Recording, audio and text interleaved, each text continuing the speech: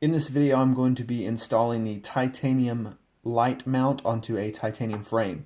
This is a #1 screwdriver. Here is my vise mount, and to make this open, all I do is just turn the screw counterclockwise, and that will separate the jaws here. Now on the back, there is a small rubber pad here. I want to make sure that goes behind the frame, and I just push this down as far as it will go.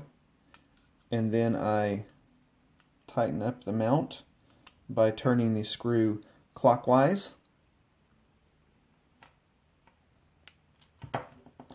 Then it is ready to mount. Lights on there.